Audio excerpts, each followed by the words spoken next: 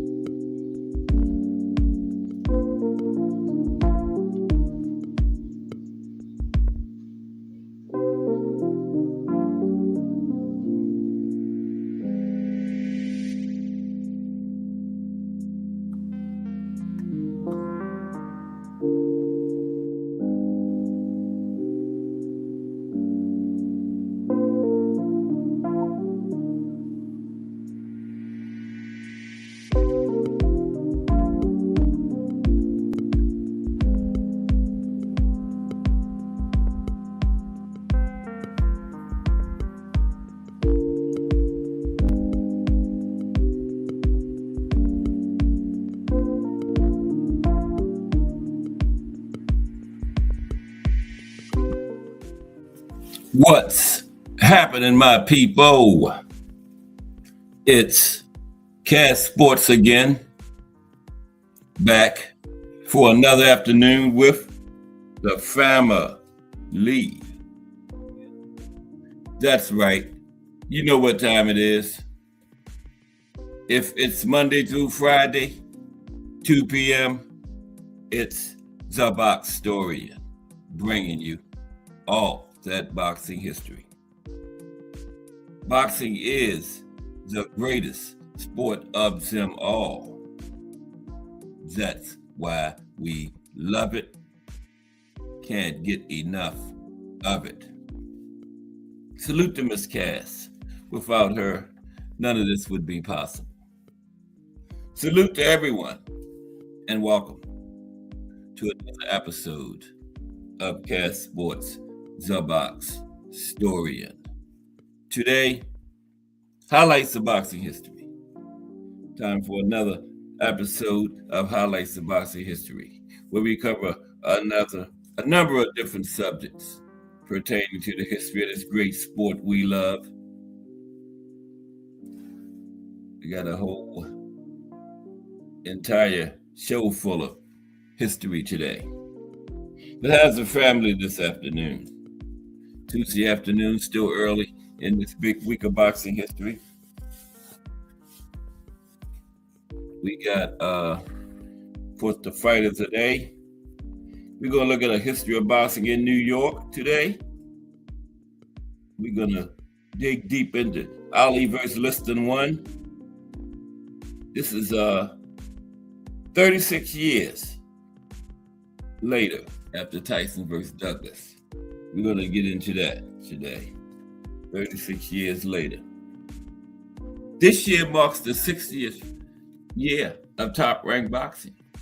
Okay, we're going to look at that. Top Rank, 60 years, 1966. Well, Top Rank wasn't a thing in the 60s, but Barbara Abrams was promoting a thing called Main Bout. Muhammad Ali and the Nation of Islam. We're going to look at that today. We're going to look at the 10 greatest fights in Atlantic City boxing history. The best boxing ring walks of all time. Shortest fights, and time permitting, boxing in Ukraine. All that today on Cast Sports the Box Story, bringing you all that boxing history. But we're going to start it out as they always do with the fighters today. Tyson Fury in action this weekend. Regis and Conor Ben on the card. I hate to see Conor Ben beat Regis, but this is way past his over the hill Regis, so yeah. And Regis, after the Josh Taylor loss, he said he would never fight in England again, but he's back over there. We just got to take what he can get now because he's not a top level name anymore. So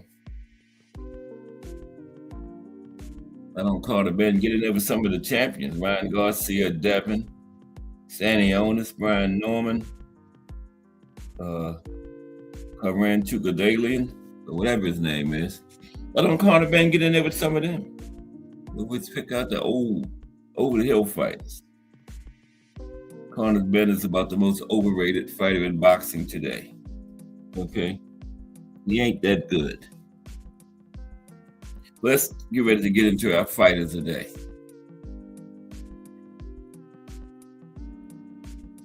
Plus, he's dirty, using PEDs. He got caught. But has he stopped using them? Probably not. Just found a better way to shield them now, you know. Once you've been exposed as being a dirty fighter, who knows? How many fights were you dirty before that and how many fights since that? So Conor Ben is on that list as a dirty fighter. Yep. Well, let's get into our fighter today. Screw Conor Ben. So without further ado, today's fighters today.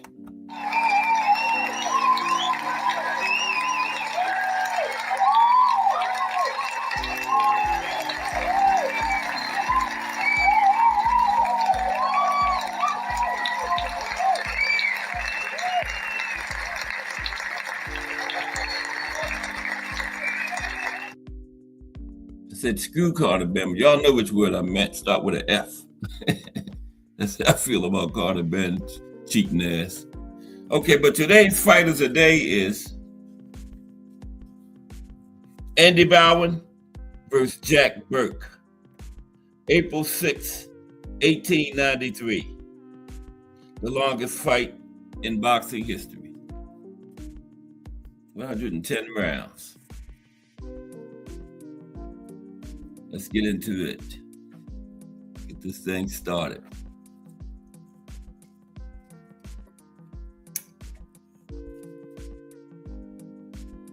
Talk about grueling with one big capital G. And not only for the two fighters, but for the referee, the judges, and the audience. Some fight fans, along with avid readers of the Guinness Book of World Records, may be familiar with the names Andy Bowen and Jack Burke, as they may be familiar with the date, April 6, 1893.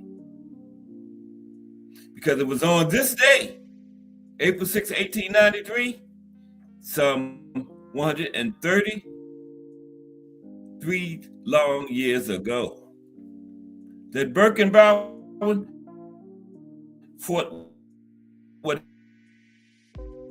history. The two men met in New Orleans, Louisiana, home of Bowen.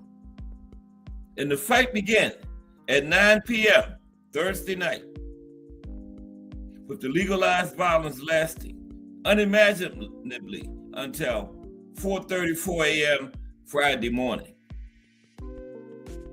Nobody who had entered the arena at the Olympic Club would ever be quite the same again upon exiting it.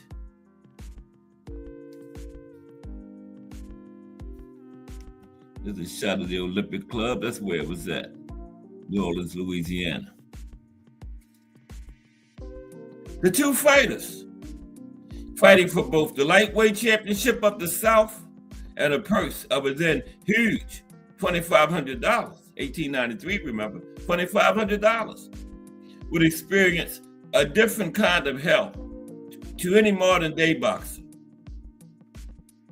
Reports vary, and no wonder. But the fight is said to have been an exciting affair for a while, for a long while, actually. Now, for around 30 rounds, the fight on Royal Street was a captivating affair. Both men hit the mat. Both men hit the floor. While Burke of Texas opened a cut above one of Bowen's eyes. Bowen, the older man by a year at age 25, was a more experienced fighter. And of course, he was boxing at home in Louisiana. The large crowd who had paid an entrance fee of either $1 or $3 and comprised of a record 11,000 by some accounts. The actual number, again, being hard to nail down. This was 1893, 133 years ago. But the crowd enjoyed the spectacle, again, for a while. By round 30, with the pace of the fight inevitably slowing, fans started to grow restless and restless and restless. Soon, the only three people interested in the fight seemed to be the two warriors and the referee. Some people in the audience had actually fallen asleep. The historic significance the fight would achieve in history lost on most who were there. But the fight was brutal in other ways, there being far too ludicrously, inhumanely long in length. Burke was almost knocked out in round 48, while he also suffered the disgusting pain of two forearms that were supposedly swollen to twice their size. Also, Burke's hands were broken, both of them. Reports say a piece of bone protruded from Burke's hand. Yet, on he fought, refusing to do that which many members of the paying audience had done, and quit. Okay? On they fought. There's a shot of Bowen right there. Bowen was fighting at home from Louisiana. At this point, Bowen could have bailed out. The fight offered to him as being declared a draw, the purse to be split down the middle. But Bowen said no way, and on the fight went. Okay?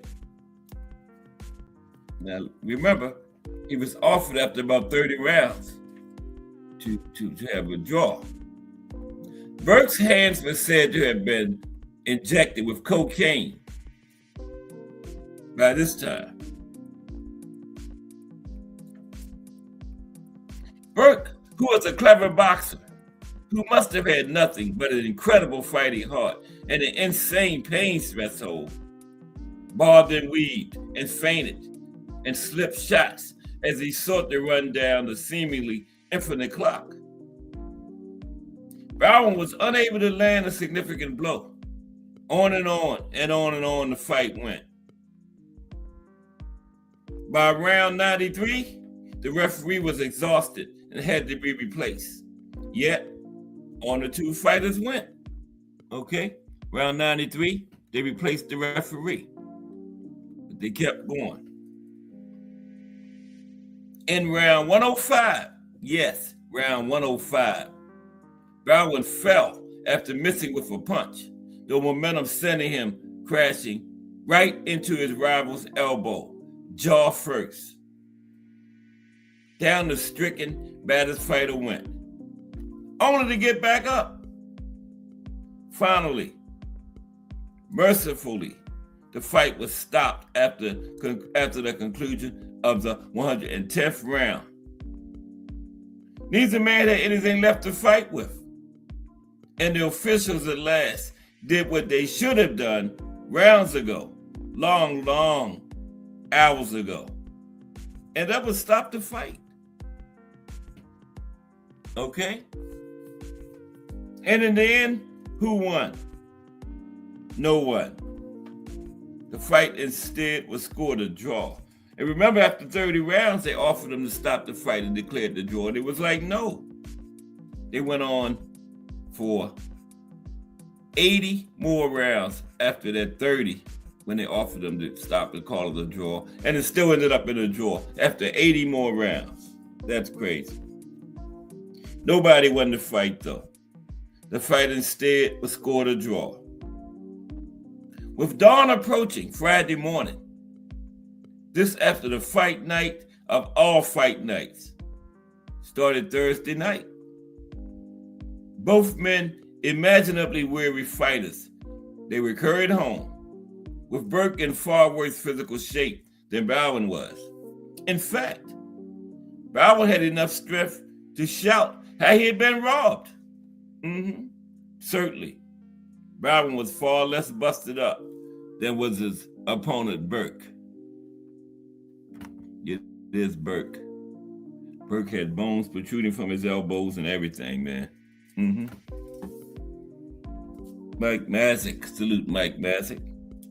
Working our way through the fight of the day, the longest fight ever, 110 rounds. And guess what, Mike? It ended in a draw at the 110 rounds.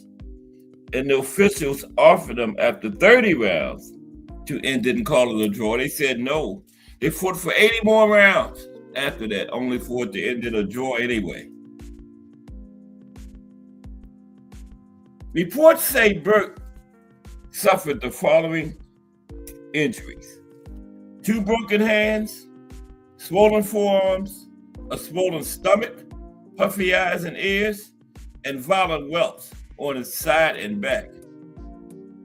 Burke was bedridden for weeks after the fight, while Bowen was, quite astonishingly, unmarked, aside from the cut above his eye that he had suffered so many hours previously. Of course, no fight should ever have been permitted to have lasted anything like as long as this one did, and the lesson was indeed learned. But both men fought on after that.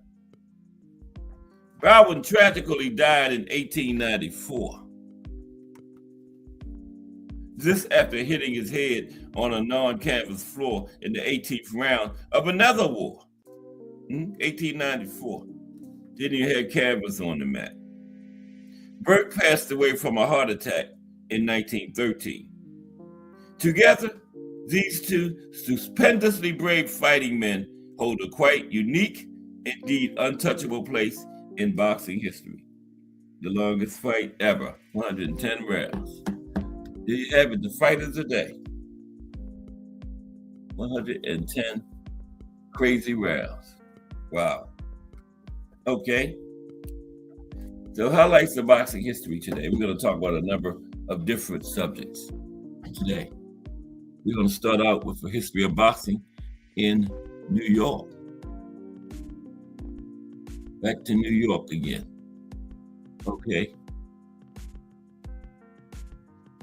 It's a better one than we did the first time we did a history of boxing in New York.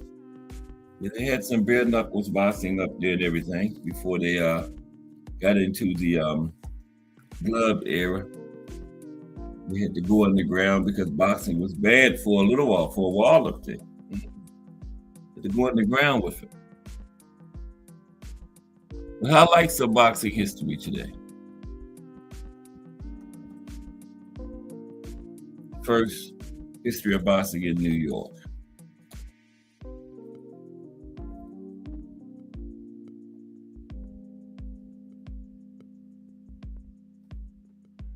No city on earth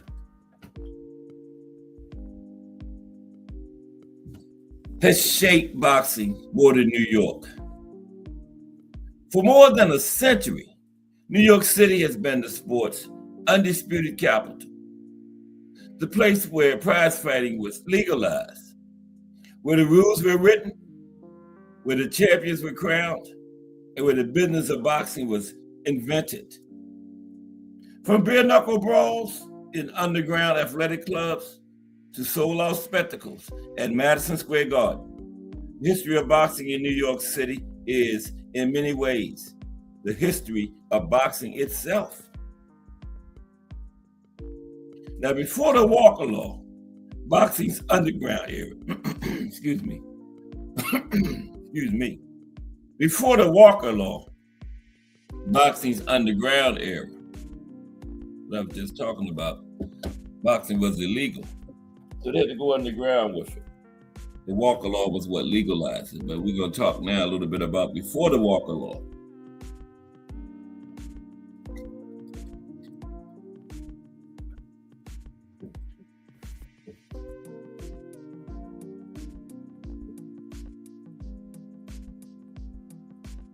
One of the most famous of these underground venues was Sharkey's Athletic Club, a saloon on Columbus Avenue near West 67th Street, owned by heavyweight Tom Sharkey.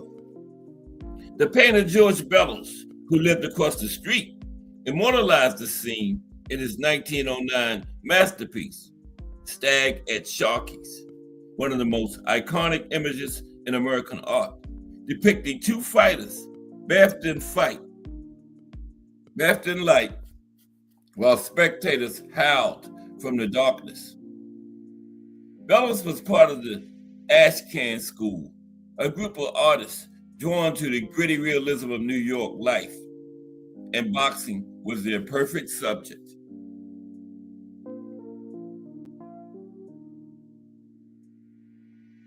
The Horton Law briefly legalized boxing in New York in 1896.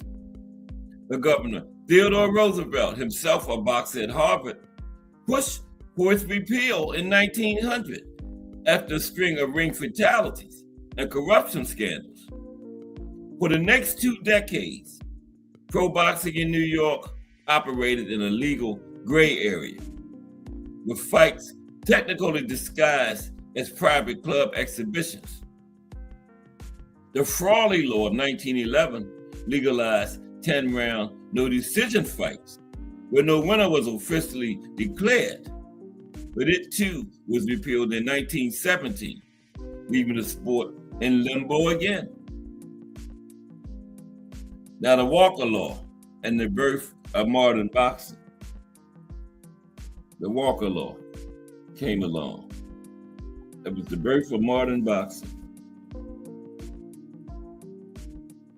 Everything changed on March 25th, 1920, when New York State Senator James J. Walker convinced his colleagues to pass the Walker Law, which legalized professional prize fighting under state regulation and established the New York State Athletic Commission to oversee the sport. The law limited fights to 15 rounds, required a physician at ringside, mandated the use of gloves, and created a licensing system for boxers, managers, promoters, and referees. The Walker Law didn't just legalize boxing in New York. It created the regulatory framework that the rest of the country would follow. By 1924, the commission had licensed more than 6,100 pro boxers. Other states modeled their own commissions on the New York State Athletic Commission, and the National Boxing Association was established in 1921, specifically to counter New York's outsized influence over the sport. For decades, a New York State Athletic Commission title recognition was considered the gold standard in pro boxing. If New York didn't recognize you as champion, your claim as champion was debatable. The impact was immediate and explosive. With boxing now legal and regulated, promoters could operate openly, build audiences, and attract mainstream attention. The sport moved from back rooms to front pages, and New York became the undisputed center of the boxing universe. Okay, text record and the rise of mega promotion.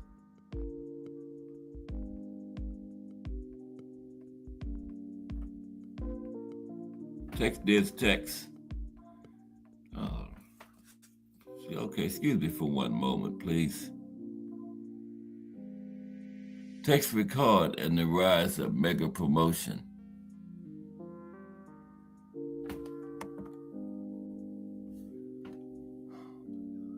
Bear with me for a moment, please.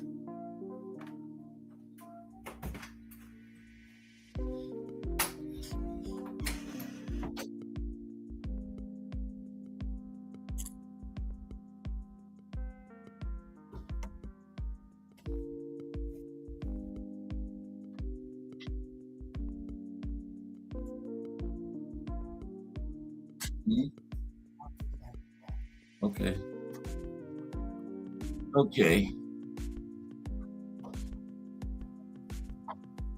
All right, text record and the rise of the mega promotion.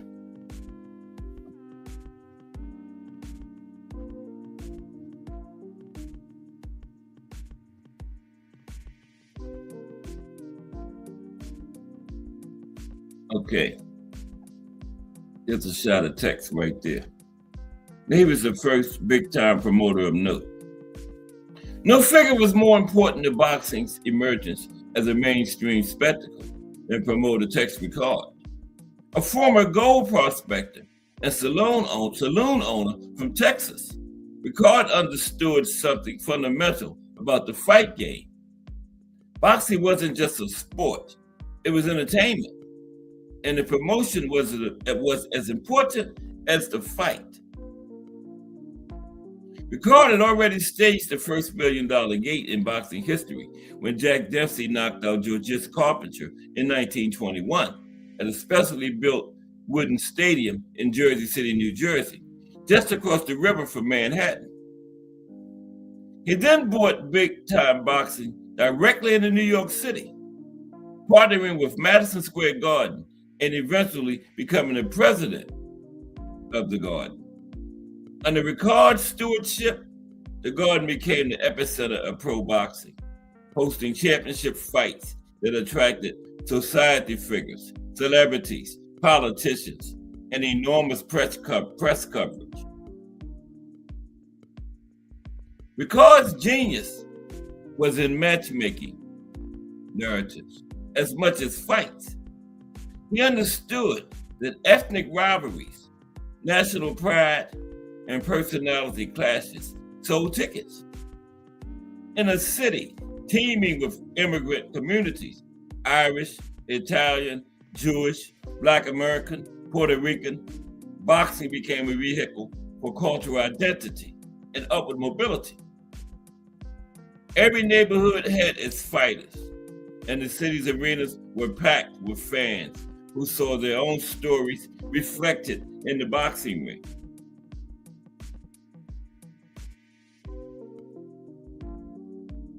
The Golden Age, fight clubs in every borough. Fight clubs in every borough. From the 1920s to the 1950s, New York City was the most boxing-saturated city in the world. You could see a professional fight nearly every night of the week in every borough, at venues ranging from 2,000-seat neighborhood clubs to outdoor stadiums holding tens of thousands of fans. In Manhattan, Madison Square Garden was the crown jewel, but it was far from the only game in town. St. Nichols Arena, known as the Rink, sat at 66th Street and Columbus Avenue and hosted Monday night fights from 1906 until 1962, 56 years. By the time it closed, an estimated 10,000 to 30,000 fights had been staged there. Floyd Patterson fought his first pro fight at St. Nichols in 1952. A young Cassius Clay stopped Billy Daniels there in 1962, just 9 days before its final card. 9 days before the fights ended there, Cassius Clay fought there. The DuMont Television Network broadcast fights live from the arena, making boxing from St. Nichols Arena its last regularly scheduled program before the network folded. Brooklyn had the Broadway Arena in Bushwick, which hosted Tuesday night fights and packed in 4,500 fans. The Eastern Parkway Arena in Brownsville, known as the House of Upsets, became famous for its Monday night televised fights in the 1950s under matchmaker Teddy Brenner, who would later run Madison Square Garden's boxing program. Queens had the Ridgewood Grove Arena on the Brooklyn-Queens border with Saturday night shows, and the Sunnyside Garden Arena, a beloved 2,500-seat venue where the Golden Gloves were once held, and where Floyd Patterson, Tony Canzonieri, and countless others fought. The Bronx had the massive Bronx Coliseum and the Fairmont Athletic Club. Even Staten Island had Thompson Stadium. And then there was the outdoor stadiums, the Polo Grounds, where the Giants played. Baseball in Upper Manhattan hosted some of the most dramatic fights of the era, including the 1923 Classic between Jack Dempsey and Louis Walpole of the Pampers Firpo, where Firpo knocked Dempsey clean through the ropes and into the press row. Ebbets Field in Brooklyn hosted nearly 90 fight cards before its demolition in 1960. Writer Pete Hamill famously said that when the wrecking ball hit Ebbets Field, many Brooklynites shifted their passion from baseball to boxing.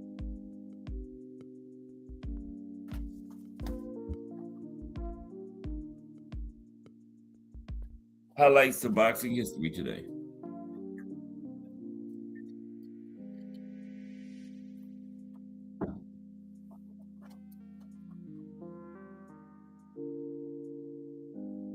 Stillman's Gym, the University of 8th Avenue.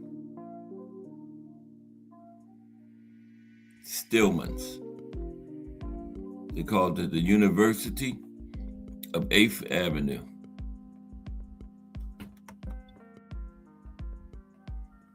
Get at the shot of Stillman's.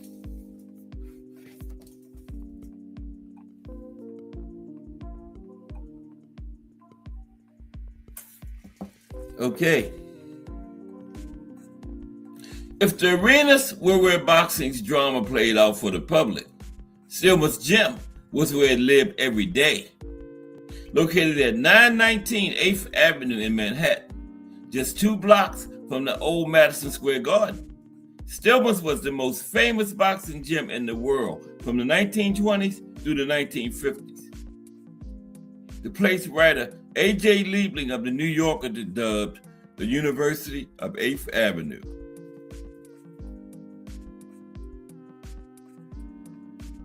The gym was run by Lou Stillman, born Louis Ingber, a former private detective who took over the Marshall Stillman Athletic Club in 1919 and eventually bought it outright.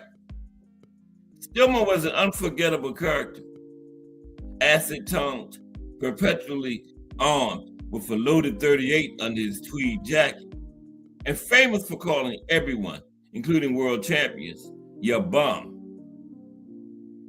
He refused to open the windows or clean the floors, insisting that fresh air was bad for fighters. The place was legendarily filthy, and Stillman wouldn't have it any other way. But the talent was staggering. On any given afternoon, you might see Joe Louis, Sugar Ray Robinson, Rocky Marciano, Rocky Graciano, Willie Pep, Jake LaMotta, Kid Gavilan, and Marcel Cerdan, all working out in the same room. Stillman had a pecking order. The best fighters sparred in ring 1. Everyone else was relegated to ring 2. Frank Sinatra, Dean Martin, and Tony Bennett were regulars in the crowd. Fans actually paid just to watch the workouts, okay? These weren't fights, these were workouts. And fans actually paid to watch the workouts, okay?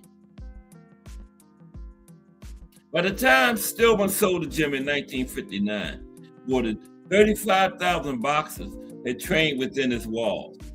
Today, there's not even a marker on the site, just an apartment building where the center of the boxing universe once stood. Okay, history of boxing in New York right now. Customato and the Gramercy Gym. Customato and the Gramercy Gym. There's Cuss and his top pupil, Mike Tyson.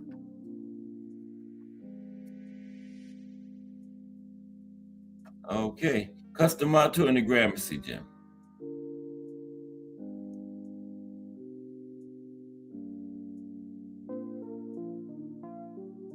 While Stillman's was the sports public stage, the Gramercy Gym at 116 East 14th Street was his most important classroom.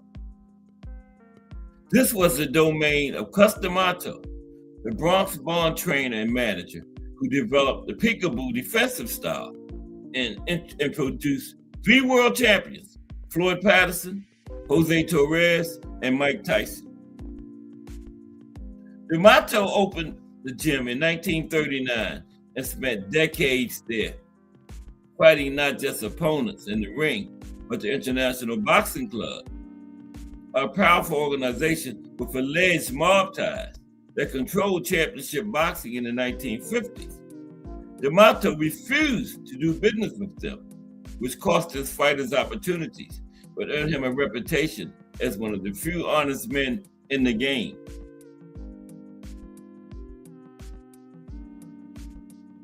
Floyd Patterson became the youngest heavyweight champion in history in 1956 at age 21, a record that would stand until D'Amato's final pupil, Mike Tyson, broke it 30 years later at age 20, 1986. Tyson won the light heavyweight title in Torres won the light heavyweight title in 1965 and later became chairman of the New York State Athletic Commission. D'Amato eventually relocated to Catskill, New York in 1970, where he launched Tyson's career from a gym above the village police station. But the foundation was built in that 14th Street gym in Manhattan. Today, a street sign reading "Cus D'Amato's Way" marks the spot where the Gramercy Gym once stood. Gleason's Gym, the last great training ground. Gleason's Gym.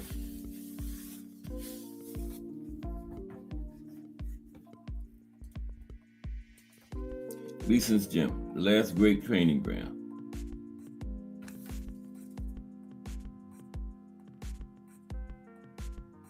Gleason's Gym, the oldest active boxing gym in America, has been operating since 1937. Founded by Robert Gagliardi in the Hub section of the Bronx, the gym moved to Manhattan, settling 1 block from Madison Square Garden, before relocating to its current home in Dumbo, Brooklyn, under the Manhattan Bridge. The list of champions who trained their Gleasons reads like a hall of fame unto itself. 136 professional world champions, including Muhammad Ali, Jake LaMotta, Roberto Duran, and Mike Tyson. The gym served as a filming location for 26 movies, including Martin Scorsese's Raging Bull and Clint Eastwood's $1 Million Baby, both Academy Award-winning movies. Miles Davis and Sammy the Bull Gravano were among the non-boxing regulars at the gym. Under longtime owner Bruce Silverglade, Gleason's evolved from a pure fight gym into a community institution. Women were admitted started in the 1980s and now make up about a third of the membership. Professional and amateur fighters share space with business people, fitness enthusiasts, and children. But the core identity remains. This is a place where world champions are still made and where New York City's boxing tradition lives and breathes every day.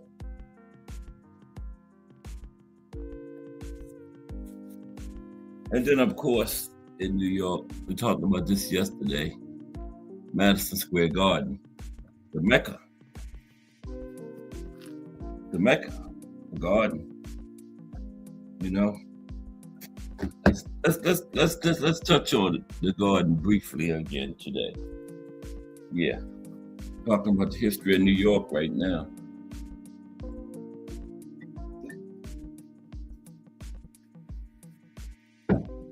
Okay, the garden, the Mecca.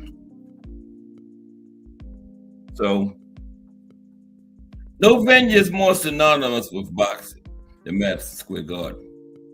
Now, the current garden is the fourth to carry the name, opened in 1968 on 7th Avenue between 31st and 33rd Streets. But boxing at the garden dates back to the 1880s, when the original venue in Madison Square hosted bare knuckles exhibitions and early glove fights. This is a little more detailed than yesterday. Bruce Gass, Boxing, Jazz, and More. Salute, Bruce Gass. We're looking at a little history of boxing in New York right now. Talking about the garden, Madison Square Garden. Salute, Bruce Gass. Okay, yeah. Now, the second garden, which opened in 1890 and was designed by Stanford White, became the city's premier sporting venue. The third garden, built in 1925 at 8th Avenue and 50th Street, was where boxing truly became Madison Square Garden's signature sport. Under Tex Rickard and later promoters, it hosted the biggest fights in the world, and the phrase championship fight at Madison Square Garden became shorthand for the pinnacle of the sport. The fights staged at the garden across its four incarnations constitute the single greatest collection of boxing events in history. Muhammad Ali fought Joe Frazier twice at the garden.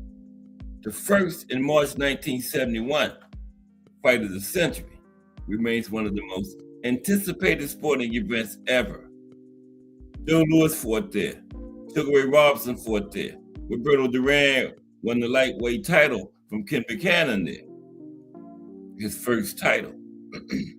Lennox Lewis fought Evander Holyfield there. Bernard Hopkins stopped Felix Trinidad there. Jenny Golovkin and Canelo Alvarez headlined at the garden. The garden's steep, bold design creates an atmosphere that fighters consistently describe as unique. The crowd sits on top of the action, and New York fans bring an intensity that no other city matches.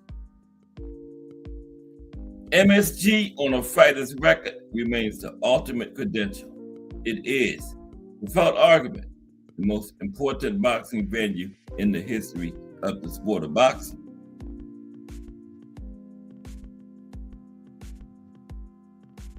Television decline and the emptying of the fight clubs.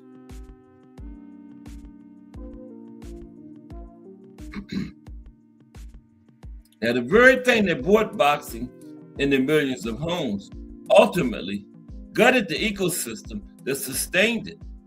In the late 1940s and 1950s, televised boxing was everywhere. You could watch fights on Monday, Wednesday, and Friday nights from venues across the city. The Gillette Friday night fights on NBC, later on ABC, became appointment viewing for a generation. But television was a double-edged sword. Why pay to see a fight at the Broadway Arena or Sunnyside Gardens when you could watch one for free at home? One by one, the neighborhood fight clubs that had strived for decades began to close. St. Nicholas Arena held its last card in 1962. The Eastern Parkway Arena shuttered. The Ridgewood Grove went dark. Sunnyside Gardens held on until 1977 before the wrecking ball came. From a peak of roughly 120 boxing clubs in New York, the number dwindled to a fraction. The rise of closed-circuit television further reduced the need for massive live audiences. When Floyd Patterson fought Ingemar Johansson at the Polo Grounds in 1959, only 18,215 fans showed up. But the closed-circuit broadcast generated over $1 million. The enormous economics of boxing were shifting away from gate records and toward broadcast revenue, a trend that would only accelerate with the arrival of pay-per-view decades later. The decline in New York's club scene was also part of a broader urban story. Neighborhoods changed, venues aged, and the demographic shifts of the 1960s and 1970s reshaped the city. The final boxing event at the Polo Grounds preceded its demolition. The last fight card at the old location was a quiet death for what had been once a roaring ecosystem. Now, the fighters who defined New York.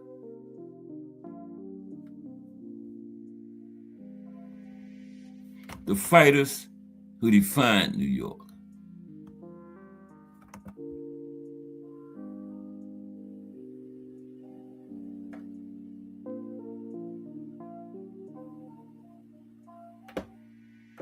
Okay.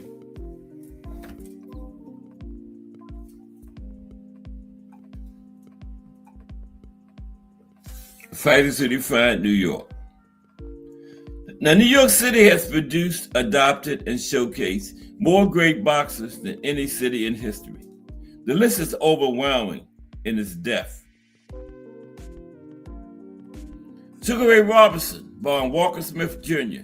in Michigan, but raised in Harlem, is widely considered the greatest pound-for-pound fighter who ever lived. He fought his first pro fight in New York in 1940 and amassed a record of 174 wins, over 200 fights, and over 100 knockouts. Robinson's Harlem was his kingdom. He owned a nightclub, a barbershop, and a dry cleaning business on a stretch of 7th Avenue known as Sugar Ray's Block. He was the welterweight champion once and the middleweight champion 5 times, and his style, charisma, and business savvy made him the prototype for the modern superstar athlete. Mike Tyson came from the mean streets of Brownsville, Brooklyn, where he was arrested 38 times by age 13 before Custer Amato rescued him from a reform school and reshaped his life. Floyd Patterson grew up in Bedford-Stuyvesant. Riddick Bowe was from Brownsville. Shannon Briggs came out of Brooklyn. Jake LaMotta, the Raging Bull, from the Bronx, for this legendary rivalry with Sugar Ray Robinson across New York rings. Sandy Sadler fought 56 times in the New York metropolitan area alone including 4 legendary battles with Willie Pep, 2 at Madison Square Garden, 1 at Yankee Stadium, 1 at the Polo Grounds, all 4 in New York. Pep and Sadler, 2 legends, legendary fighters. What's up, y'all? How are you today? So the history of New York right now. We got highlights of boxing history going on today. Finishing up the history of New York. Talking about some of the fighters that made New York boxing. Like Sugar Ray Robinson, Jake LaMotta, Mike Tyson.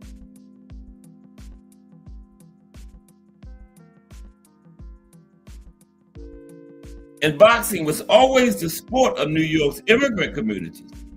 Italian fighters like Tony Canzonieri, who grew up in Brooklyn after his family moved from New Orleans, dominated in the 1920s and 1930s. Jewish boxers like Benny Leonard, who trained at Stillman's gym and became the lightweight champion, were heroes in their neighborhoods. Puerto Rican fighters found their home in New York rings. As writer Jack Newfield put it, boxing rivalries were built on ethnic tension, and you could get 10,000 people for a fight between 2 neighborhood heroes. The Golden Gloves and the Ring Masters, New York's amateur pipeline. Amateur pipeline. The New York Daily News Golden Gloves, first held at the 3rd Madison Square Garden in 1927, became the most prestigious amateur boxing tournament in the United States. Over 1,200 boxers applied to compete in the inaugural event, and the tournament has run continuously ever since, producing more pro champions than the Olympics, okay? Golden Gloves have produced more professional champions than they came out of the Olympics, came out of the Golden Gloves. That's a fact. The list of Golden Gloves alumni who went on to professional greatness is staggering. Sugar Ray Robinson, Floyd Patterson, Emma Griffith, Jose Torres, Riddick Bowe, Mark Breland, Iran Barkley, and dozens of others. The tournament served as the entry point for generations of New York fighters. Kids from the Bronx, Brooklyn, Harlem, and Queens who laced up gloves in police athletic league gyms and community centers and dreamed of seeing their names on a garden marquee. The Golden Gloves also served a social function that extended beyond boxing. In a city defined by diversity, the tournament brought together young men and women from every neighborhood and background, competing under rules that didn't care about your zip code. It was and remains one of New York's great democratic traditions, the Golden Gloves. Today, the tournament is known as the Ring Masters Championship, the Road to the Garden, with USA Boxing Metro's best amateur fighters enhancing to regional fights to compete in the finals at Madison Square Garden. Winners still punch their tickets to the National Golden Gloves Tournament of Champions, keeping the pipeline for New York's gyms to the sport's biggest stages alive. Nearly a century after Paul Gallico's idea first brought amateur boxing to the Garden floor. Okay, boxing in New York today. Boxing in New York today.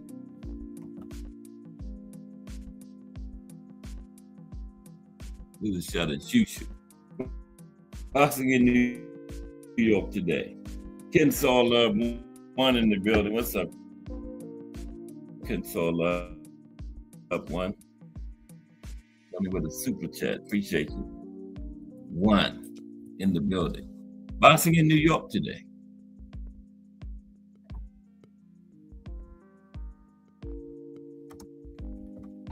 Appreciate the Kensaw Love, man.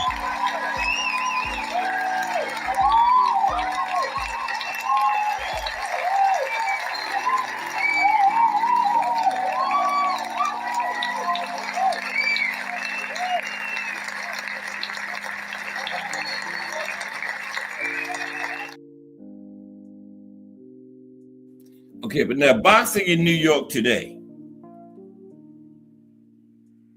New York City's boxing scene in the 21st century looks vastly different from the golden age of neighborhood fight clubs, but the sport's roots in the city run too deep to die.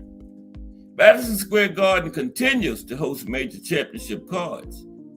The Barclays Center in Brooklyn, which opened in 2012, brought championship boxing back to the borough for the first time since 1931. The Barclays Center is bringing championship boxing back to New York. Rivals of Garden in big fights got Boots and Xander Zayas there, June 27th. Yep.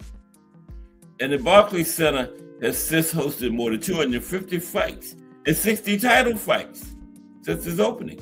The Hulu Theater at Madison Square Garden, Stoney Hall in Times Square, and other mid-sized venues have hosted regular professional cards as well. Gleason's Gym endures in Dumbo. Newer gyms like Mendez Boxing in Manhattan, Church Street Boxing in Tribeca, and others carry on the training tradition. The Ringmasters Championships, the successor to the Golden Gloves, still crowns champions every spring at the Garden. And the New York State Athletic Commission, more than a century after the Walker Law created it, continues to regulate the sport. The infrastructure has changed. There are no longer fight clubs in every borough, hosting cards every night of the week, but the culture persists. New York remains one of the most important markets in pro boxing.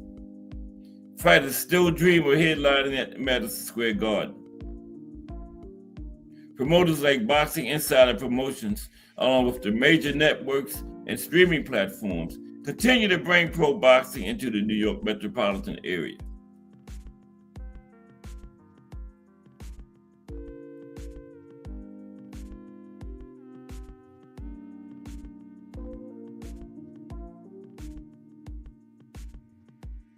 What New York gave boxing was never just about the fights. It was a regulatory framework that shaped the sport worldwide, a media ecosystem that turned fighters into household names, a network of gyms and clubs that developed talent from the streets up, and an audience passionate, knowledgeable, demanding, that held boxing to a standard no other city could match. Their legacy is permanent, woven into the fabric of both the sport and the city. From the underground athletic clubs of the 1890s to the bright lights of Barclays Center, New York City has been boxing's hometown for more than a century. And for as long as two people lace up gloves and step into a ring, the city's claim to that title will remain undisputed. Boxing in New York. Technique in the building. What's up, Technique? Salute. Little highlights of boxing history today. Okay, now let's look at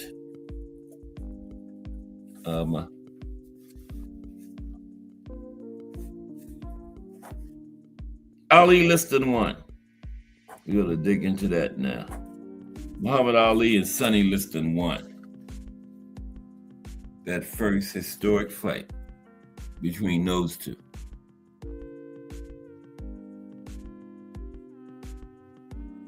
Yeah, Ali Liston 1.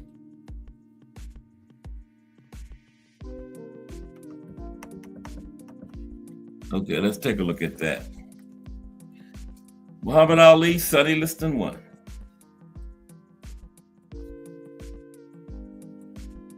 Ali shocked the world.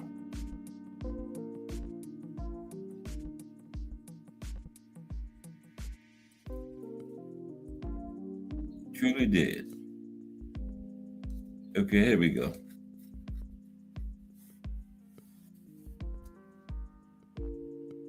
Ali vs. Liston 1. The night boxing changed forever. 62 years ago. February 25th was the anniversary. 62 years ago this year, a 22-year-old loudmouth from Louisville, Kentucky did the impossible. He walked into the ring against the most terrifying heavyweight since Jack Dempsey, a man who had destroyed 2 opponents in a combined total of 4 minutes, and he made him quit on his stool. When it was over, Cassius Clay screamed at the press section, "I shook up the world. I am the greatest." He was right on both counts. The fight on February 25th, 1964 in Miami Beach didn't just crown a new heavyweight champion, it introduced the world to Muhammad Ali. So he wouldn't take that name until the next morning after the fight. Everything that followed, the exile, the comeback, the rumble in the jungle, the thriller in Manila, the transformation into a global icon began on that night in 1964. This is the story of how it happened. Now, the monster.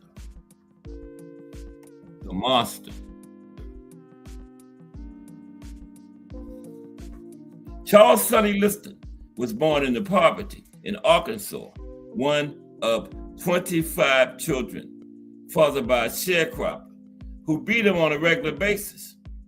Sonny was illiterate, institutionalized as a youth, and served time in the Missouri State Penitentiary for armed robbery. In prison, he learned to box.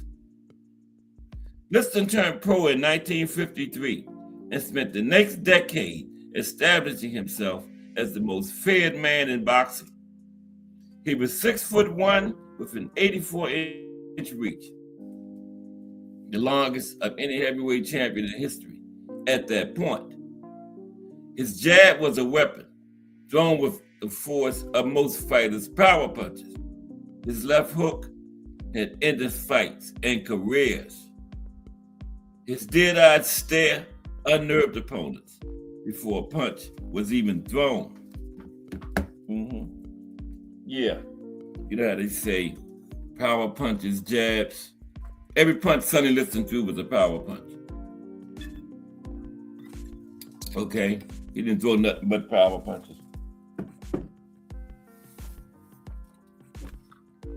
Knocked out 8 teeth, sparring a man.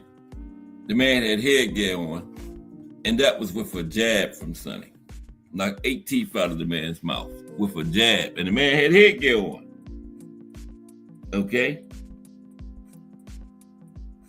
BC, what's up, BC? Salute. Good to see you today. Appreciate you stopping by, BC. We're looking at a little Sonny Liston and Muhammad Ali's first fight now. BC from the winning team. All right. Good to see you. Okay. Yeah, Sonny Liston. Looking at Sonny first. Ali Liston won. So by 1962, Liston was the #1 contender, and it had been for years. The problem was Floyd Patterson, the reigning champion, who refused to fight him. Patterson's manager, Cus D'Amato, knew what everyone else knew. Sonny would destroy Patterson. The champion ducked the challenger for as long as possible. So when they finally met on September 25th, 1962 in Chicago, Liston knocked Patterson out in the first round, 2 minutes and 6 seconds. The rematch in Las Vegas lasted just 4 seconds longer, 2 minutes and 10 seconds, first round. And Patterson never landed a meaningful punch in either fight. Okay? Liston was a heavyweight champion, and no one wanted to fight him. He was associated with organized crime, despised by the media, and seemingly unbeatable. Sports Illustrated would later rank him among the greatest heavyweights ever, while acknowledging the dark cloud that followed his career. The NAACP prayed that he would lose. Then along came a kid who called himself the greatest and wasn't afraid of anyone.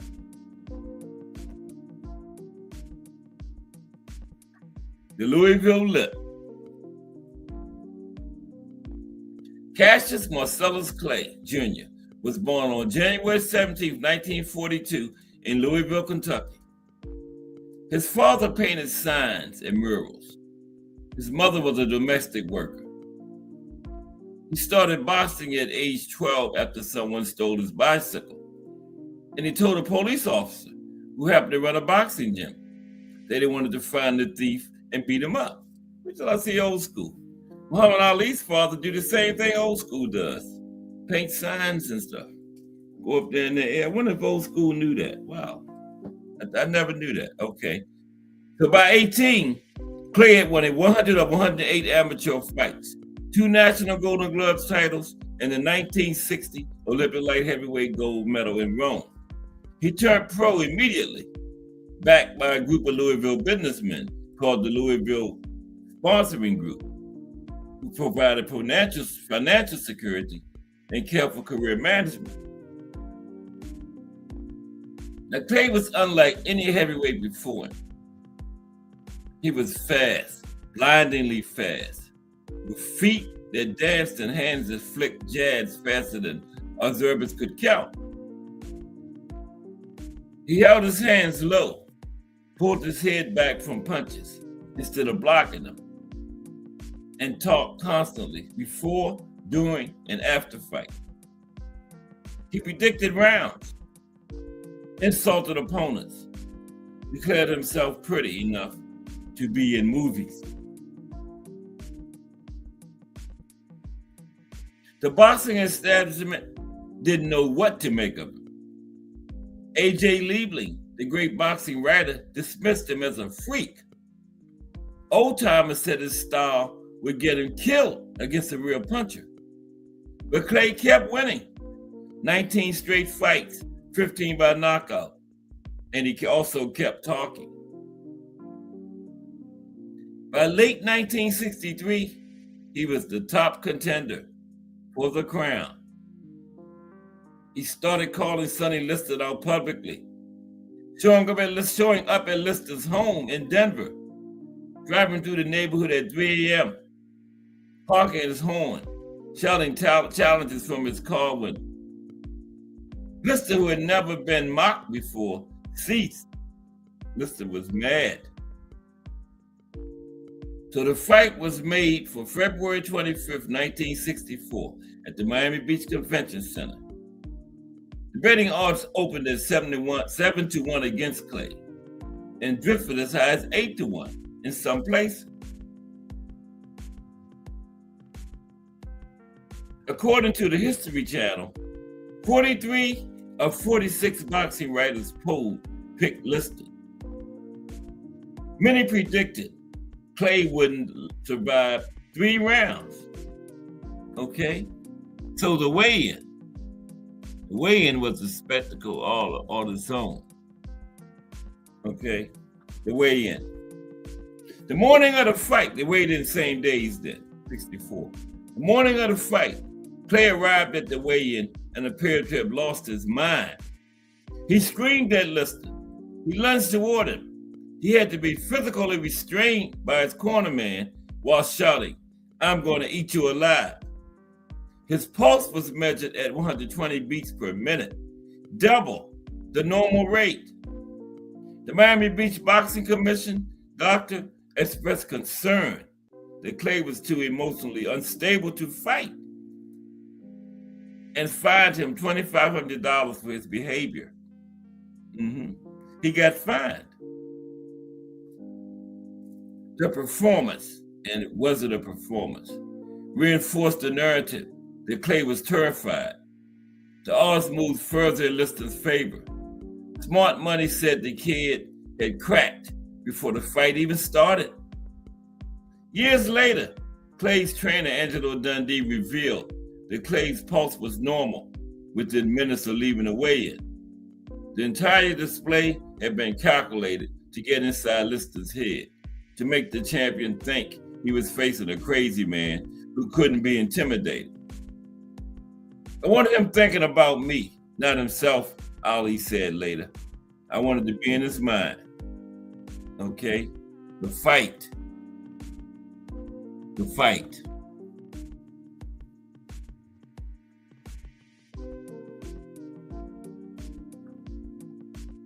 Okay, the fight now. The Miami Beach Convention Center held about 8,300 people that night, but fewer than 8,300 showed up. The announced attendance was around 8,300, but the actual crowd was noticeably smaller. The threat of a Liston slaughter had depressed ticket sales. The gate was disappointing, just over $600,000. Clay entered the ring first, bouncing on his toes, eyes wide open. Liston followed, wearing his usual scowl. Referee Barney Felix gave instructions. The bell rang. Rounds 1 through 3. The education of Sonny Liston. From the opening seconds, Clay did what no one believed was possible. He made Liston miss. Liston threw his jab, the jab that had controlled every opponent he'd ever faced before. And Clay simply pulled his head back just enough to let it graze past. Liston threw hooks, and Clay danced away. Liston tried to cut off the ring, and Clay circled out of trouble, peppering the champion with jabs that snapped his head back. By the end of the first round, Liston's face showed red marks. By the end of the third round, there was a cut under Liston's left eye. The first time he had been cut in his career as a pro. As Sports Illustrated Tex Meade wrote in his post-fight coverage, Clay not only made Liston miss, he also repeatedly stung the champion with a long, lacing jab and short overhand rights. Liston had never before been hit so easily. Clay was doing exactly what his critics said was impossible, outboxing a bigger, stronger, more experienced champion through pure speed and skill. Between rounds, he taunted Liston from across the ring. He was taunting him, howling across the ring at Sonny. And Sonny was getting mad. He couldn't hit him. Man had cut him.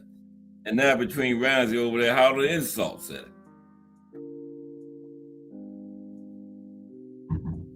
Round 4, the crisis. Round 4, this was something got in Clay's eyes. The crisis, round 4.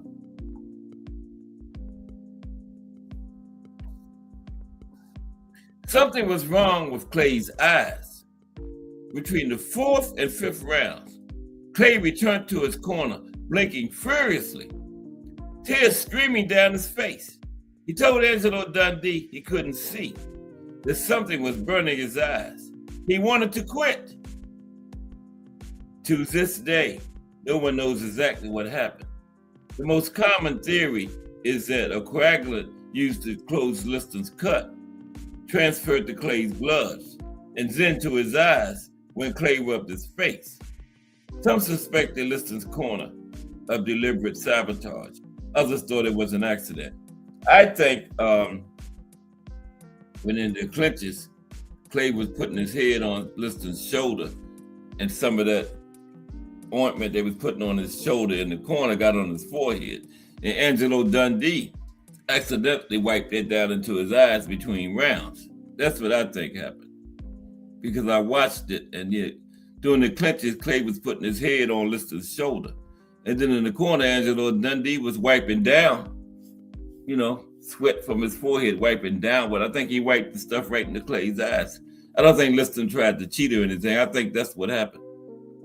Angelo Dundee didn't care about the cause. He sponged Clay's eyes, told him to stay away from Liston and keep moving, and shoved it back into the ring when the bell sounded and told him to run. Angelo said, "This is the big one, Daddy. We're not quitting now." Now, Clay survived the fifth round nearly blind, backpedaling and clinching while his vision slowly cleared. Liston, sensing the opportunity, pressed forward, but couldn't land the finishing blow. By the sixth round, Clay's eyes were clear again. And then rounds 5 and 6. With his vision restored, Clay went to work. He danced, jabbed, and landed combinations that Liston couldn't avoid. The champion was slowing, his punches losing steam. The younger man's conditioning was proving decisive. By the end of the sixth round, Liston looked exhausted. His corner worked frantically between rounds. Across the ring, Clay was fresh, bouncing, shouting at reporters, "I'm getting ready to show you. Getting ready to prove y'all wrong." Round 7, the ending no one expected. There's Liston. The bell rang for the 7th round. Clay came out of his corner. Liston did not. There he is on the stool. Clay came out. Sonny did not. What's up, Mike Rim? We're looking at Clay and Liston. Highlights of boxing history today. A few different subjects. But salute Mike Rim. Yeah, when round 7 began, Clay came out. Sonny didn't.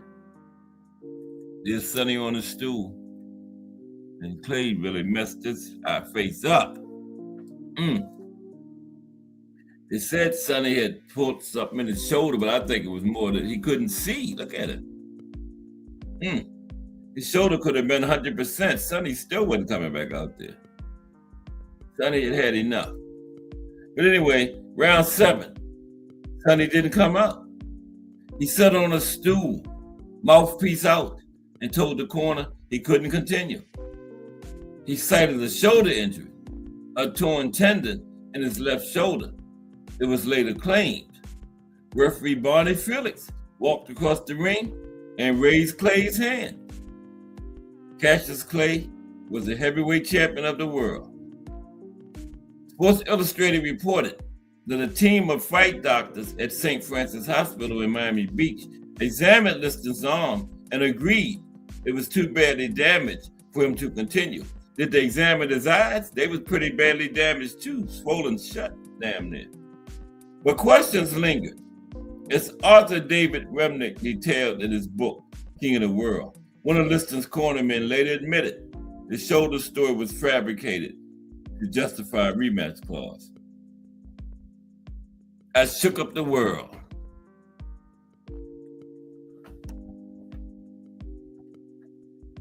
What happened next became one of sports' most iconic moments. Clay leaped onto the ropes, facing the press section, and screamed, "I shook up the world. I shook up the world. I am the greatest. I'm the king of the world." Then, pointing at the writers who had dismissed him, who had predicted his destruction, who had called him a clown and a fraud, eat your words, I'm the greatest. The post-fight press conference was chaos. Clay alternated between gloating and philosophy, between bragging and genuine insight. "I don't have a mark on my face," he noted. "I'm too pretty to be a fighter." When asked about the odds against him, Clay said, "I'm so great. I don't have any idea how great I am." Former heavyweight champion Joe Louis, according to the History Channel, called it the biggest upset in the history of boxing. Yeah, and Joe Louis was commentating at ringside at that fight. Yeah. So then we go to the morning after. The morning after the fight. The next morning, February 26, 1964, Cassius Clay held another press conference and dropped a bomb bigger than any punch he'd thrown the night before. He confirmed that he had been attending meetings of the Nation of Islam, the black separatist religious movement led by Elijah Muhammad, He had been close to Malcolm X, who was ringside for the fight the night before, and he was changing his name. Cassius Clay is a slave name, he said. I didn't choose it. It was given to my ancestors by their slave masters. I am now Muhammad Ali.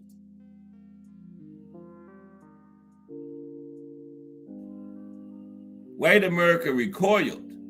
The Nation of Islam was considered radical and dangerous. Its theology that white people were devils, that Black Americans should separate rather than integrate, terrified mainstream society, Black and white people, that terrified mainstream society. The new heavyweight champion had allied himself with what many considered a hate group, okay? Most news people refused to call him Muhammad Ali for years.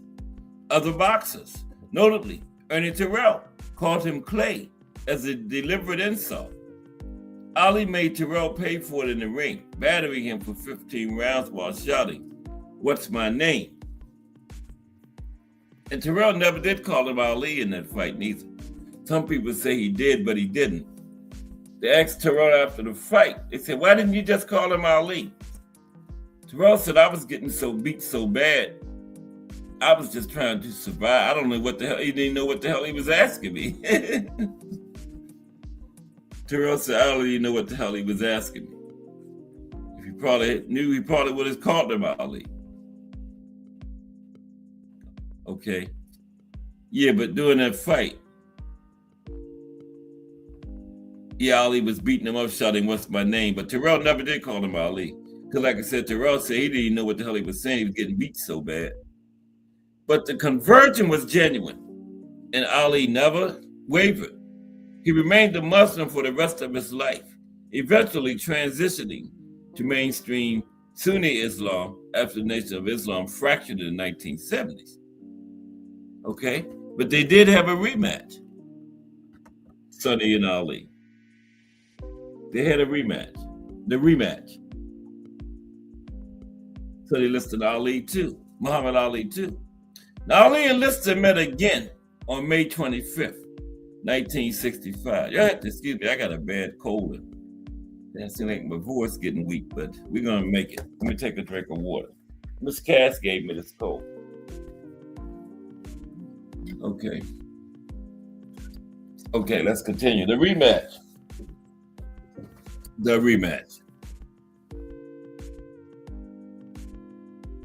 Now, Ali and Lister met again on May 25th, 1965 in Lewiston, Maine. Bruce Gadd's father was at the fight. I told y'all that before, remember? Yeah. A bizarre venue chosen because no major city wanted to fight. Okay, because of Ali. Now, according to the Muhammad Ali Center, just 2,434 spectators filled the 4,900-seat Central Maine Youth Center. The lowest attendance ever for heavyweight title fights. Still to this day, lowest attendance ever, 2,000, like 2,400 and something. But Bruce Gadd's father was one of the 4,400. And the rematch was even stranger than the first fight. In the first round, Ali threw a short right hand, later called the Phantom Punch, because many at ringside didn't see it. And Lister went down, right? Went down. He rolled on his back, got back up to one knee, and stayed there while referee Jersey Joe Walcott, a former heavyweight champion himself, lost control of the count. For some reason, Walcott stopped counting, but eventually he stopped the fight on instructions from the timekeeper. See, the timekeeper kept counting. That's how you're supposed to do it, right? You know, when the referee getting the fighter to the neutral corner and all that stuff, the timekeeper never stops counting. Okay, and that was done right. Jersey Joe stopped the fight when he looked to the timekeeper. The timekeeper said, "I didn't reach 10. The whole sequence took about 2 minutes, though, and generated decades of conspiracy theories. Did Ali's punch actually land flush? Was Lister knocked out? Or did he take a dive? Was the fix in? The moment was captured by ringside photographer Neil Leifer on what became one of the most iconic images in sport. Yeah, that picture right there. One of the most iconic images in sport. Sports Illustrated later chose the image as the cover of its special issue, ranking the century's greatest sports photos. That was on the cover. Boxing writer Larry Merchant, who was ringside, later wrote that he saw the punch land cleanly. It was a quick right hand that caught Liston as he was coming forward. Merchant recalled world light heavyweight champion Jose Torres said it was a perfect punch. Jose Torres was there too. Larry Merchant said it was a good, clean knockout punch. The most likely explanation is also the simplest. Liston, a 34-year-old, at least his birth year was uncertain. Liston was probably almost 50 then. With bad shoulders and declining skills, got caught with a punch he didn't see and couldn't recover. The first fight had proven Ali was faster and better. The rematch confirmed it. Liston fought on for 5 more years, winning 15 straight fights before dying under mysterious circumstances in Las Vegas in late 1970. The official cause of death was heart failure. The Clark County coroner ruled it natural causes. But as investigative journalist Sean Assail documented in his book, persistent rumors suggested a heroin overdose or murder connected to organized crime. Police found heroin at the scene, but no syringes or needles. Friends insisted Liston was terrified of needles and never would have injected drugs. He was found dead in his home, possibly having been there for nearly a week. The mystery has never been solved. His wife and son was out of town at the time. Yeah. So when they got back, that's when they found him. They said other people had went there and found him before and just left him there, right? So when the wife came home a week later, she was the one that finally reported it. She had sent the guy there that was a good friend of the family. And he saw Liston dead. He never called the wife back. She never heard from him again. Because he figured it was organized crime. He didn't want to get involved in it. Can't blame him. I would have did the same thing. Now what it meant.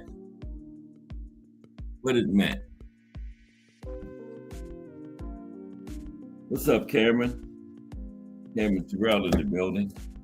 We're just looking at little highlights of boxing history, Cameron. Looking at Ali and Liston today.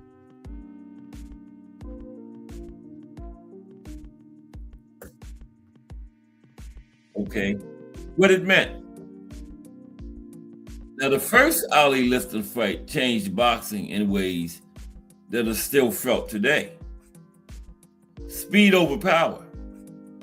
Ali proved that a heavyweight could win, could dominate through speed, movement, and ring intelligence rather than brute force. Every fast heavyweight since, from Larry Holmes to Tyson Fury, owes something to what Ali demonstrated that night in Miami. The athlete as voice, okay?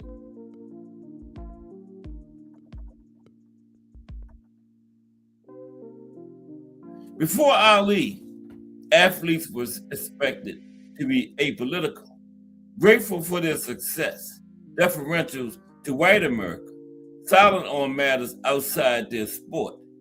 Ali refused. His conversion to Islam, his opposition to the Vietnam War, his insistence on being called by his chosen name, all of it established a template for the athletes as activists that continues through Colin Kaepernick, LeBron James, and countless others. And the beginning of the golden age. beginning of the golden age. Ali's reign as champion, interrupted by his exile from 1967 to 1970, created the conditions for the greatest era in heavyweight history. His fights with Joe Frazier, George Foreman, and Ken Norton would define the 1970s. None of this happens without the night in Miami when a 22-year-old Cassius Clay proved everyone wrong. And then 62 years later, 62 years ago, this year, this fight was, Muhammad Ali died on June 3rd, 2016 at 74 years old after a long battle with Parkinson's disease. According to ESPN, more than 100,000 people lined the 19-mile funeral procession route through Louisville, and 15,000 filled the KFC Center for the memorial service. Former President Bill Clinton, Billy Crystal, and Bryant Gumbel delivered eulogies. He is remembered as one of the most significant Americans of the 20th century, an assessment that would have seemed absurd on the morning of February 25th, 1964, when he was just a brash kid about to get destroyed. Sonny Liston's legacy is more complicated. The Ring magazine ranked Sonny as the 10th greatest heavyweight of all time. He was a great fighter, perhaps a truly great one, who arrived too late, aged out too quickly, and ran into the one opponent he couldn't intimidate or overpower. His death at 38 years old, but probably closer to 50, birth year disputed, was as troubled as his life. But the fight itself endures. The moment when everything changed, when the loudmouth backed up every word, when the impossible happened on live television. 62 years ago this year, Cassius Clay took up the world. He was still shocking it when he left. Okay, Cassius Clay and Sonny Liston. All right, we still got a little time, so let's see. Now, 36 years ago, let's finish it up with Tyson Douglas, which was 36 years ago. Tyson Douglas.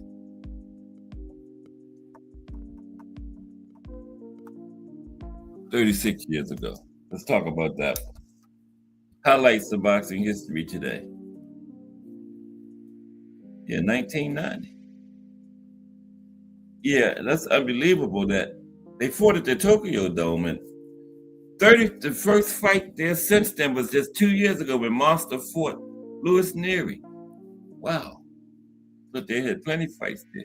But they got a big one coming up next month in about 2 or 3 weeks. Monster and Nakatani. It's at the Tokyo Dome. They call that the biggest fight in Japanese history.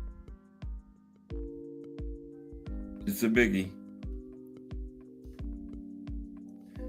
Well, I want Nakatani to win, but anybody crazy to bet some money against Monster anyway, against anybody. He made a believer out of me when he did the Cool Boy. I mean, that wasn't even a fight.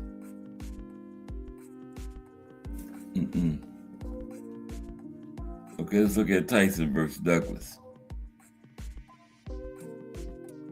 Monster will probably win by decision.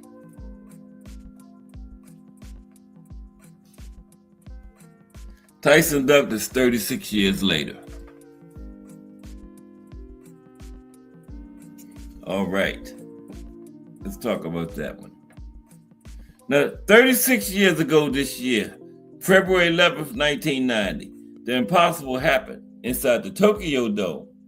James Buster Douglas, a 42-1 underdog with 4 losses on his record, knocked out the undefeated, undisputed heavyweight champion of the world, Iron Mike Tyson, in the 10th round. It wasn't just the biggest upset in boxing history. It remains to this day one of the most stunning upsets in the entire history of organized sports. Now, the fight was supposed to be a tune-up, A quick payday for Iron Mike on the road to a mega fight with Evander Holyfield, which had already been signed for that summer in Atlantic City, but nobody told Buster. Tyson was 37-0 33 knockouts. The man who had gone 13-0 with 11 knockouts in Atlantic City, demolishing everyone from Larry Holmes to Michael Spinks on the Jersey Shore, had his previous outing last just 93 seconds against Carl the Truth Williams. HBO's Larry Merchant and Jim Lampley expected another 90-second annihilation. When Associated Press reporter Ed Schuyler was asked by Japanese customs how long he'd be working in the country, he laughed and said, "Oh, about 30 seconds." Yeah, he was over there to cover the fight. You know how they ask you at the airport customs, how long you gonna be there? This clown gonna say 30 seconds. Was he fooled? Nobody took Douglas seriously. Nobody, except Douglas. A champion unraveling. Okay. A champion unraveling. What the world didn't fully grasp at the time was that Mike Tyson was already coming apart before the fight. Okay? The departure of trainer Kevin Rooney, the last link to Customato system, has been stripped away. And also when Kevin Rooney left, the discipline that made Mike Tyson great also left with Kevin Rooney. And Kevin Rooney's replacement team of Aaron Snowell and Jay Bright lacked the experience and authority to keep the champion focused. Okay. They didn't even bring the proper equipment to the fight. Okay. Now, Tyson's personal life was in chaos. The ugly public dissolution of the marriage to Robin Gibbons, Don King's tightening grip on his career and finances, and a lifestyle that had veered dangerously off course. Singer Bobby Brown would later reveal in an interview on Questlove Supreme that he and Tyson had stayed up all night partying with women in Tokyo the night before the fight with Douglas. When Bobby Brown, he said he urged Mike to go back to his hotel room and get some sleep, Mike waved him off. He said Mike told him, "Bobby, listen, this is Buster Douglas I'm fighting. He's an amateur. I could beat him if I didn't sleep for 2 weeks."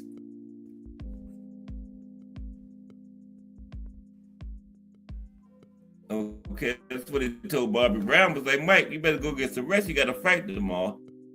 I can stay up for 2 weeks and beat him." Then so that was Mike. On the other side, we had a challenger with nothing to lose. Okay? A challenger with nothing to lose. What's up, BBO? We're taking a deep look at Buster and Mike Tyson. 36 years ago this year. Okay, and in the other corner, we had Buster Douglas, who was a challenger with nothing to lose. 42-1 underdog. What if he loses?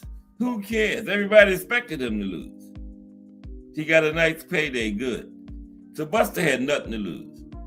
On the other side of the ring, Buster Douglas was fighting with the kind of desperate purpose that can't be manufactured. Just 23 days before the biggest fight of his life, his mother, Lula Pearl Douglas, had died of a stroke at the age of 46. The mother of his 11-year-old son, Lamar, was seriously ill. His marriage had recently fallen apart. Douglas had promised his dying mother he would beat Mike Tyson. Because before his mother died, the fight had been signed. He promised her he would beat Mike Tyson. She was one of the only people on earth who actually believed he would win, right? Was his mother. The fighter who walked into the Tokyo Dome that night was not the same Buster Douglas who had quit against Tony Tubbs in 1987. Not the same Buster Douglas who had been stopped in 10 rounds in his only previous world title shot. This was a man carrying grief like fuel, channeling heartbreak into the performance of a lifetime. When he stepped through the ropes, it was written on his face. He was ready for war. And then we had the 10 rounds that changed boxing. 10 rounds that changed boxing. Buster was ready for war. From the opening bell, Buster did something no one else had done to Tyson in his pro career. He outboxed him completely and confidently, using his 12-inch reach advantage to perfection. Buster pumped a ramrod jab into Tyson's face, round after round, following it up with a sharp right hand that snapped the champion's head back.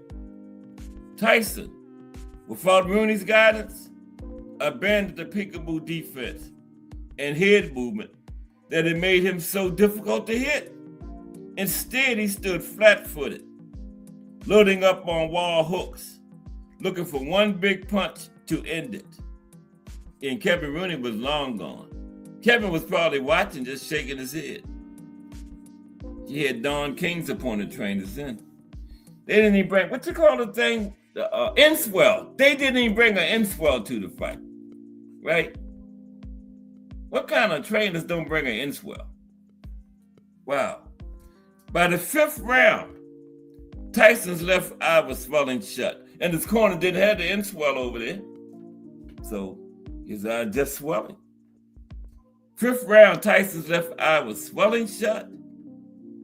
Larry Merchant told the HBO audience it was the most punishment they had ever seen Mike Tyson absorb, adding memorably, well, if Mike Tyson, who loves pigeons, was looking for a pigeon in this fight, he did not find it. Larry Merchant always come up with some phrases. Then came the 8th round, the moment that should have ended Douglas's dream. Backed into the ropes, Tyson uncorked a thunderous uppercut that sent Buster crashing to the canvas. And I was like, yeah, that's it. Buster was doing good, but it's over now. Yeah, everybody like, yeah, that's it. Buster went crashing to the canvas. Tokyo Dome held his breath. Millions watching on HBO braced for the inevitable. This was where Buster Douglas was supposed to fold, just like he always had before, and just like Mike always finished his man off before. But Douglas got up. He beat the count at 9, and the bell saved him seconds later. Everything worked in Buster's favor. He got up at 9. Mike moved in for the kill. The bell rang in the round. Okay? In obvious frustration at his own momentary lapse, Douglas pounded his fist on the mat. He wasn't done. He had made his mother a promise. Buster didn't just survive the 9th round, he seized it. He weathered Tyson's desperate assault and then turned the tables, staggering Tyson along the ropes with a vicious combination that had Tyson holding on for dear life for the first time in his career, right? And then came the 10th round. Then came the 10th. Then came the 10th. Buster measured Tyson with six unanswered, I got excited. Buster measured Tyson with 6 unanswered jabs, then detonated a massive right uppercut that buckled Tyson's legs. A crushing left hook followed, sending Tyson's mouthpiece flying into the lights and his body crashing to the canvas. His mouthpiece went one way, his body went the other way. The image that followed, Tyson on all fours, groping blindly for his mouthpiece, trying to stuff it back into his mouth. as referee Octavio Moran counted over him. Get up, don't worry about your mouthpiece, dummy. That remains one of the most iconic and haunting images in sports history. He was down there looking for his mouthpiece, then trying to put it in. Concentrate on getting up by 10, dummy. At 123 of the 10th round, it was over. James Buster Douglas was the undisputed heavyweight champion of the world. Tyson has suffered the first knockdown and the first loss of his pro career in the same round on the same night. The aftermath. Here come Don King. Okay, so Don King immediately protested the result, citing what he claimed was a long count on Douglas's knockdown in the 8th round. He said Douglas got a long count, Tyson got a short count. The WBC and WBA initially withheld recognition of Douglas as champion. Yeah, they was in Don King's pocket. Don King and Mauricio's father, Jose, was like buddies, right? So WBC and WBA gonna do whatever WBC do. But the outcry was universal. Give that man his titles. Douglas had won the fight fairly and decisively. Within days, the sanctioning bodies relented. Don King was mad. Give that man his belt. He beat Mike Tyson right there in the middle of the ring. So and the public outcry was relentless. They had to give him up, man. People was mad. Like, come on now. Don King gonna pull off some BS again. And they gonna withhold Douglas's title, but the people was like, no, we ain't letting y'all get away with this. So they gave him up. They gave it to him. But they tried. They tried to cheat Buster, man. They actually did. They didn't give him the titles for a couple of days. The IBF gave it to him right away, but the WBA and WBC held him back. Now, Douglas's reign, however, would be brief. Okay? He showed up for the first defense against Evander Holyfield that October, that same year, 1990, at 246 pounds, 15 pounds heavier than the night he shocked the world. Now, the Buster Douglas that fought Mike Tyson would have destroyed Evander Holyfield, would have stopped him inside of like 5 rounds. That Buster Douglas would have been something for Riddick Bowe, Lennox Lewis, all of them. But we never saw that Buster Douglas again. Never. After that. Never. Holyfield knocked Buster out in the 3rd round. Buster retired, ballooned to nearly 400 pounds, and nearly died from a diabetic coma before launching a modest comeback in 1996 that fizzled out in 1999. Yeah, Buster got up to almost 400. Damn, Buster. Tyson's trajectory was ever more tragic. He fought 4 more times before being convicted of rape in 1992 and sentenced to 6 years in prison in Indiana. He served almost 3. Upon his release, he regained portions of his heavyweight title, but was never the same fighter. The aura of invincibility that had defined him, the mystique that made grown men tremble at press conferences, had been shattered on the canvas of the Tokyo Dome by Buster Douglas, and it never returned. Tyson himself acknowledged as much when he retired after losing to Kevin McBride in 2005, telling reporters, "My career ended in 1990. Yeah, he admitted it. Mike said his career ended in 1990.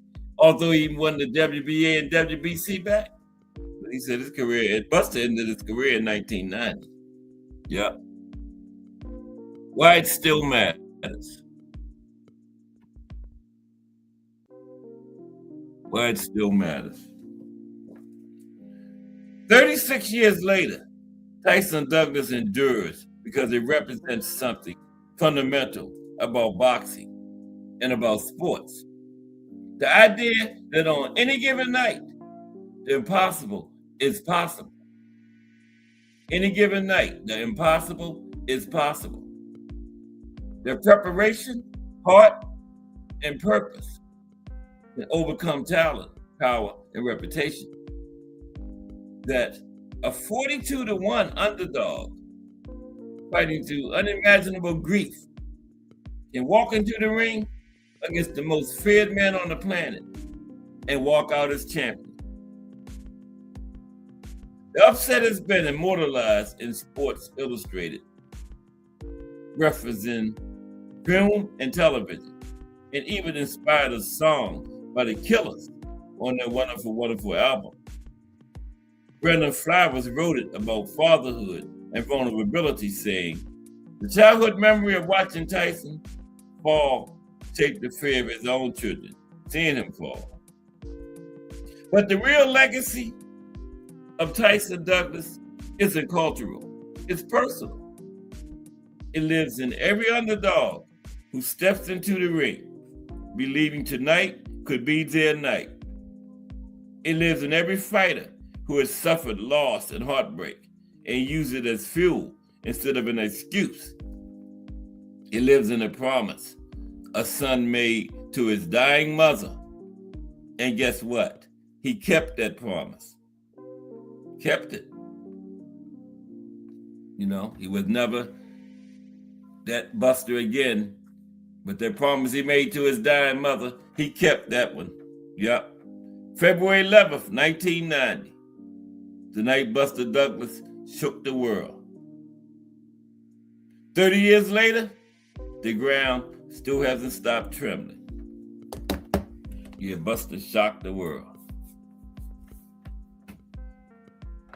All right, we're gonna end it right there. Some more highlights of boxing history tomorrow, though. Tomorrow, we're going to have 10 of the greatest fight nights in Atlantic City, New Jersey. Okay?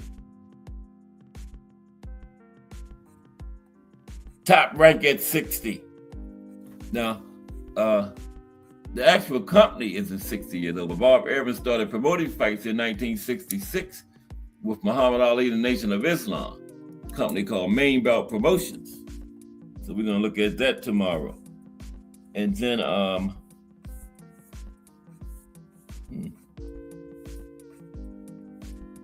the 10 greatest fights. Yeah, we got the Atlantic City. The best boxing ring walks of all time tomorrow. And Legends Boxing. We're going to get those shortest fights in history tomorrow, and for sure. We got the shortest amateur fight was 4 seconds, and the shortest pro fight was 5 seconds. Shortest fight in history was an amateur fight, 4 seconds. I can't figure out how the bell ring and you get over there to each other and knock somebody out in 4 seconds. Ring, 1001, 1002, 1003, 1004, the fight over. How do you do that? It's that quick. But it's safe to say, it wasn't no filling out process in that one. Wow. Yeah, and the fastest pro knockout was 5 seconds. That's fast. Yeah.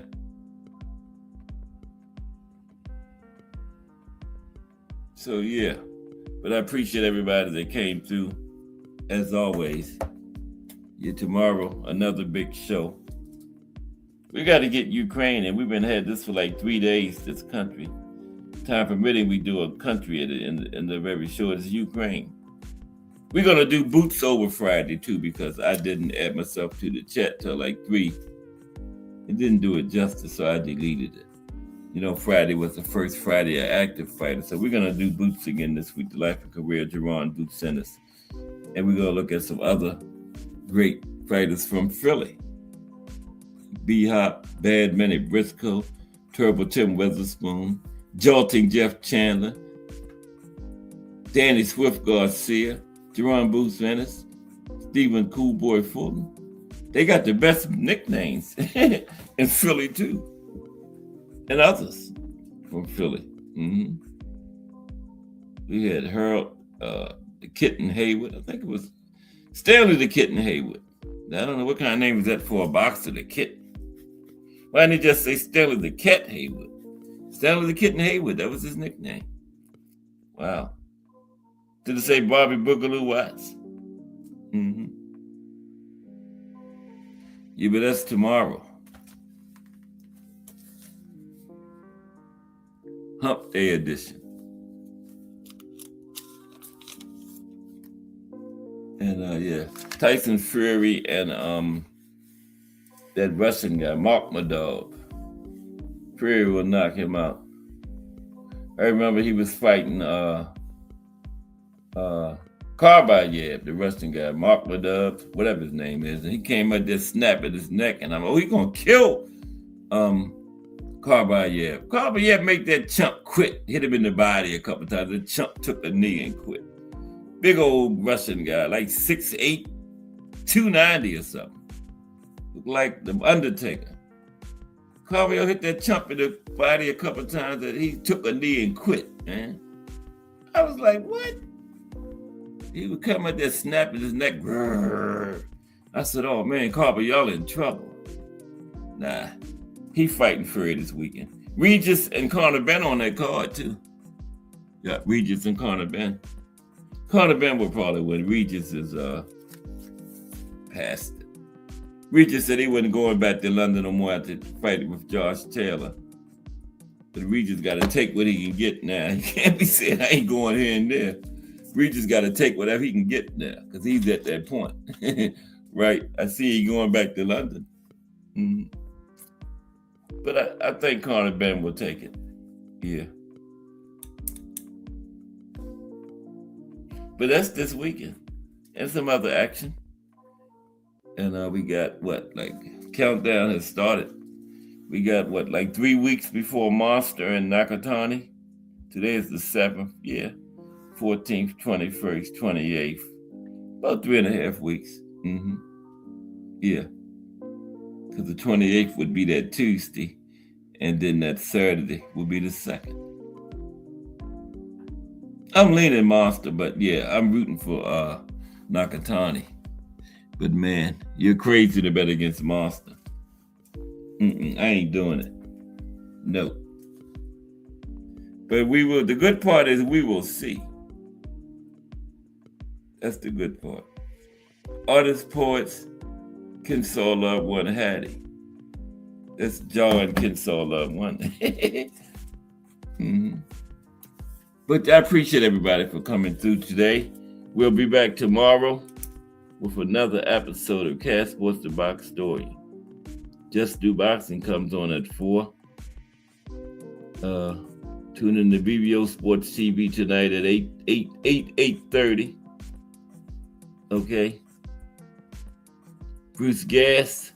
Today is Tuesday. The quiz is tonight. Bruce Gas, boxing, jazz, and more. All kind of good stuff going on in these YouTube streets as far as boxing. The artist, poet, Kensaw Love One, Hattie. BBO Sports TV, Cameron Terrell, Mike Rim, BC from the TWT family, Technique, Kensaw Love One, Jaw, Bruce Gas, Boxing, Jazz, and More, Mike Mazik, and Miss Cash. Appreciate y'all 1,000,000%. Hope y'all join me tomorrow. We got some more highlights of boxing history. We got some boxing history. That's all we do here. Anything we love like we love boxing. Don't hurt to know the little history about it. So tune in tomorrow.